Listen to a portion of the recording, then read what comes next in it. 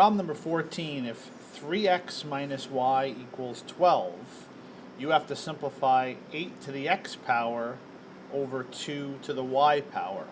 And we're going to simplify this fraction by trying to write each number using the same base. For example, 2 is just 2 to the first.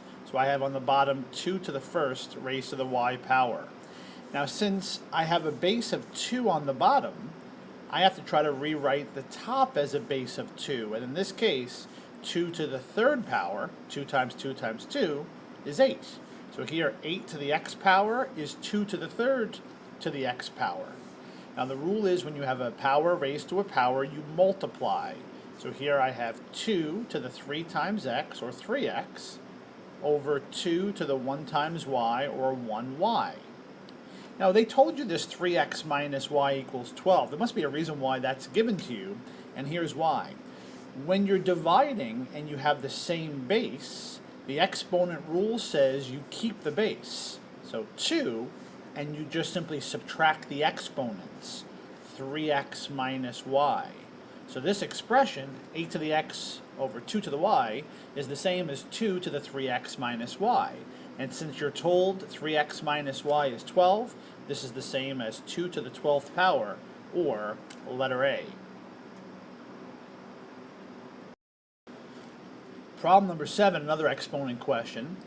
If x to the a squared over x to the b squared is equal to x to the 16th, and a plus b equals 2, what is the value of a minus b? Well, here's what we're going to do. We're going to try to simplify this left-hand side. Again, we have the same base. We have x and x. So this expression on the left-hand side is going to simplify to x, and then when you're dividing, the rule says to subtract the exponents.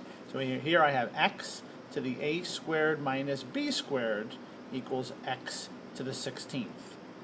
Now what does that mean? Well, since each side has x raised to a power, that means these two exponents must be equal. So in this case, a squared minus b squared must be equal to 16. Now on the left-hand side, you have a squared minus b squared. In the question, they tell you a plus b equals 2. So there must be a reason why they tell you a plus b is equal to 2. And what I can do on the left is I can factor by the difference of perfect squares. Here, a squared minus b squared factors into a plus b times a minus b. So that's the factoring by the difference of perfect squares. So I have a plus b times a minus b is equal to 16. But since the question tells you a plus b is equal to 2, I'm just going to put 2 in a plus b's spot. So I have 2 times a minus b equals 16. And your natural mathematical inclination here is now to distribute the 2. But look at what the question is saying. The question is saying, what is a minus b equal to? What is this a minus b equal to?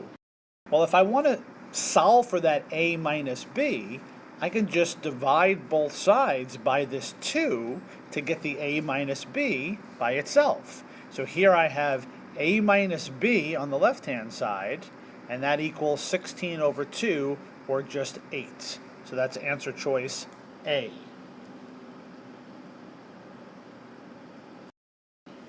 Number 20, if a equals 5 radical 2 and 2a equals radical 2x, then what is the value of x?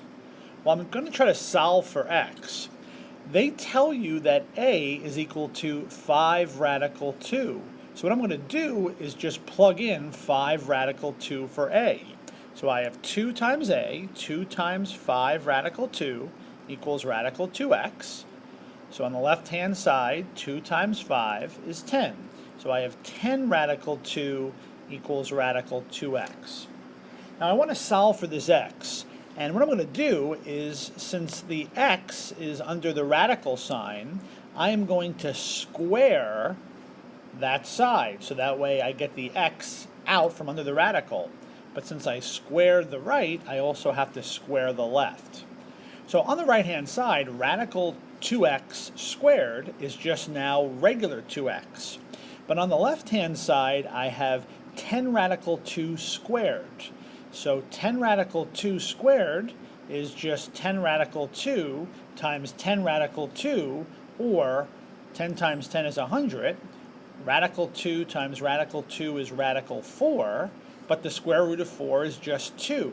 So the left-hand side just simplifies into 100 times 2, or 200. So I have 200 equals 2x, which means when I divide both sides by 2, x is going to be equal to 100.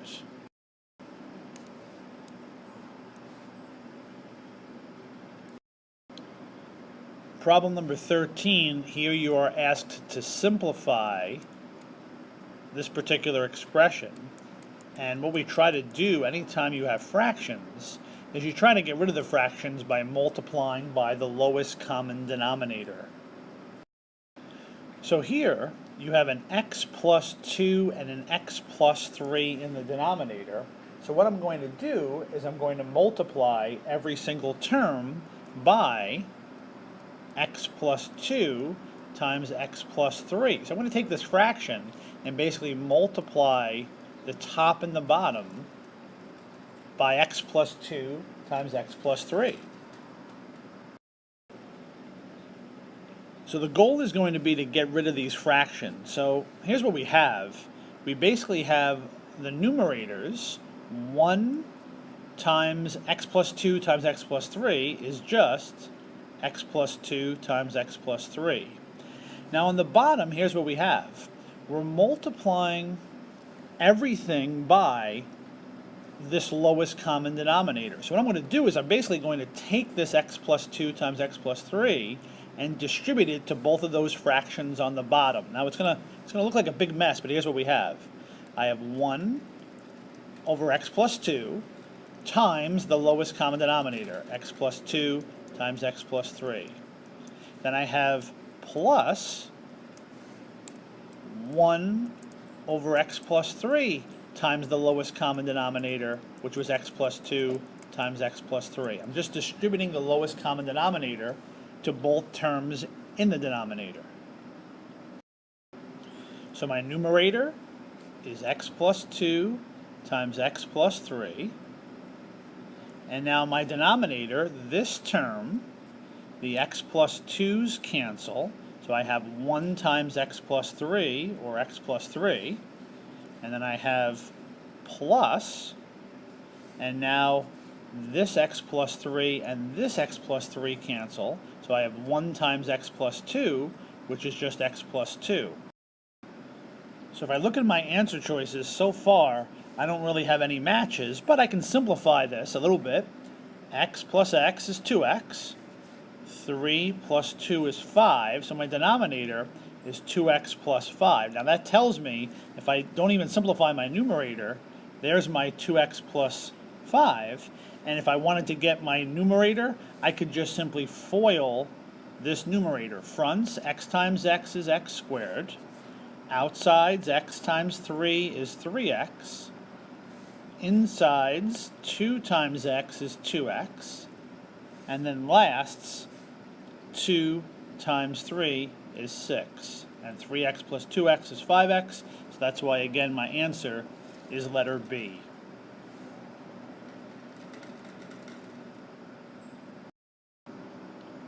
Problem number 15. The expression 5x minus 2 over x plus 3 is equivalent to which of the following?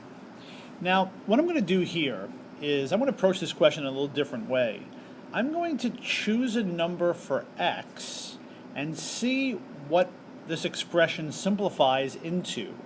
And then I want to see if any of these answer choices matches that expression. So for example, suppose x was equal to 2. I'm going to plug in 2 for each of those x's. So that gives me 5 times 2 minus 2 over 2 plus 3.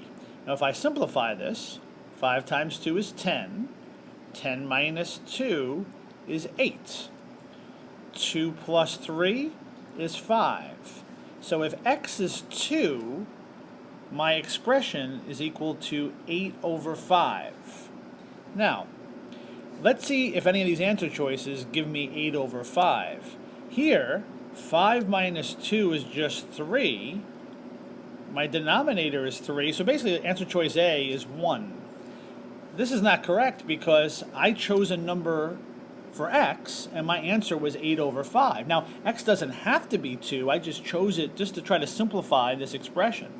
Same difference here. 5 minus 2/3 is 4 1/3. 4 1/3 is not equal to 8/5, so that's why that answer choice is no good. Now, C and D are my two possibilities. Look at my two possibilities. Letter C, 5 minus 2 over x plus 3. Well, I chose x was 2, so I have 5 minus 2 over 2 plus 3. That's the same as 5 minus 2/5. And if I do 5 minus 2/5, I can do this on my calculator. And I get 4 3/5, or 23rd fifths. That's not what I got when I plugged in 2 for x. Now again, x didn't have to be 2. I'm just trying to simplify to see if any of these answers match 8/5 when x is equal to 2. Now let's try answer choice D. 5 minus 17 over x plus 3. Well, that's 5 minus 17 over x, which I chose was 2, plus 3. So I have 5 minus 17/5, and when I do that on my calculator, 5 is just 25/5 minus 17/5. 25 minus 17 is 8/5. And you see how that matches what I found when I plugged in x as 2. Now you can plug in any value you want for x other than -3. If you plug in -3, that expression is undefined because you'll have a 0 in the denominator. But you can choose another number for x, plug in, simplify, and see which of the answer choices gives you the same answer when you choose your value for x. Problem 36. For what value of x is the function above undefined? Well, fractions are undefined if the denominator is equal to 0. Any fraction is undefined if the denominator is equal to 0. So if you have a fraction 3 over 0, that's undefined because you have a 0 in your denominator. So what I'm going to do is I'm going to set this denominator equal to 0, and I'm going to solve for x. X minus 5 squared. Well, that's the same as x minus 5 times x minus 5. Anything squared is just the same expression times itself. And here we're going to have to FOIL that expression out. So the fronts, x times x is x squared. The outsides, x times -5 is -5x. The insides, -5 times x is -5x. And the lasts, -5 times -5 is +25. Now I have this 4 times x minus 5, so I'm going to distribute. 4 times x is 4x. 4 times -5 is -20. And then I have this plus 4. Okay, now in order for this expression to be undefined, all of that mess has to equal 0. So now I'm going to simplify. I have x squared, and now I have -5x, -5x, and +4x. So -5 and -5 is -10. -10 plus 4 gives you a -6. So I have -6x, and then 25 minus 20 is 5. 5 plus 4 is 9. So here I have the expression x squared minus 6x plus 9 equals 0. And now we're going to go about solving this equation that I have left over. This is a quadratic equation, so you try to solve it by either factoring or by using the quadratic formula. Here, this side factors into x, and you need two numbers that multiply to 9 and add to -6. which is negative 3 and negative 3. So now we're going to set each of these factors equal to 0, and we're going to solve. This is what you do to solve quadratic equations. So here we're going to add 3 to both sides, and since each factor is the same, you're going to get the same answer twice. So for which value of x does it make that function undefined? Here, when x is equal to 3, that expression is undefined, and you can just simply plug in negative 3 for the x's and just simplify to show that this bottom turns out to be 0 when x is equal to 3. Problem number 3, which of the following is equal to a to the 2/3 power for all values of a? Well, anytime you have a fractional exponent, the rule is the denominator is the index of a radical, and the numerator is the exponent of a radical. So this is going to simplify into radical. A becomes your radicand. Here the index of 3 goes right there. So this is the cube root of a, and then 2 is the exponent. You can either write the exponent underneath the radical, or you can write the exponent outside the radical, because it means the same thing mathematically. So this is a rule that you use when you have fractional exponents. So here you're going to have answer choice D, or the cube root of a squared.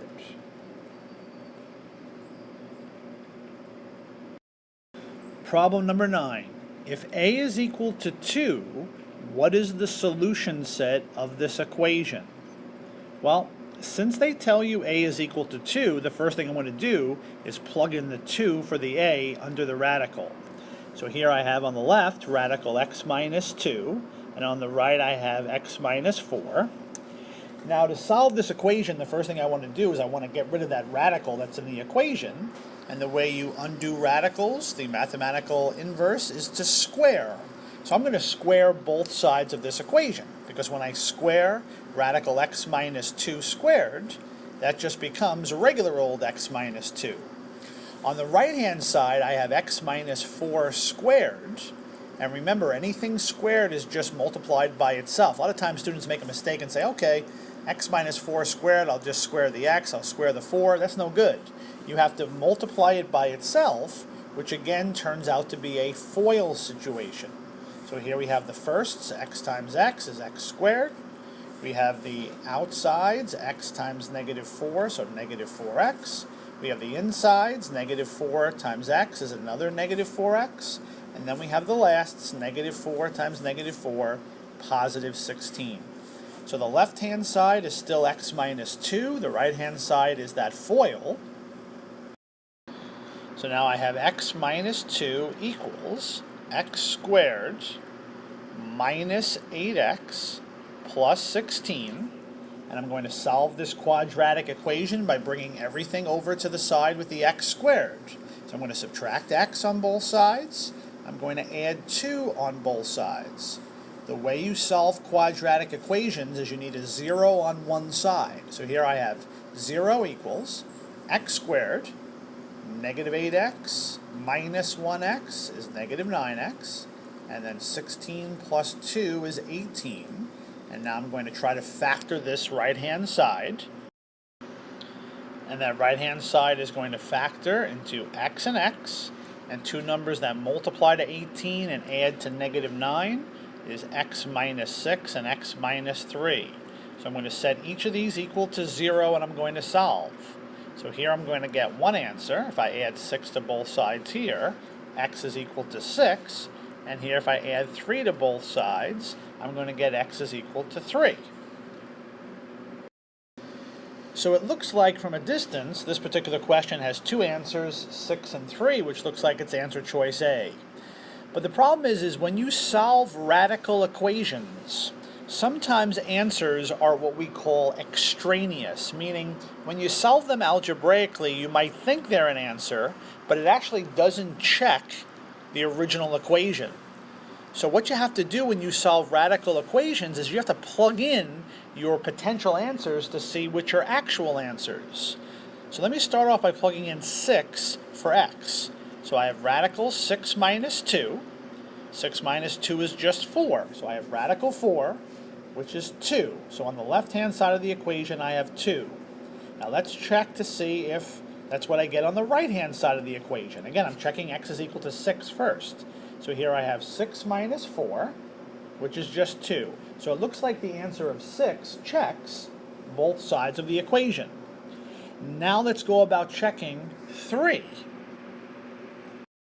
Okay, so I have radical x minus 2 equals x minus 4. When I plug in 3 for the x's, I'm going to have radical 3 minus 2.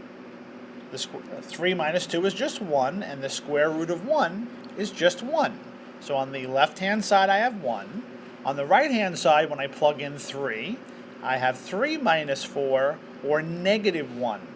You see how on the left I have 1, on the right I have negative 1, so the answer of x is equal to 3 does not check. It's called an extraneous root. So this particular question only has one answer, and the answer to the question is letter D, or 6.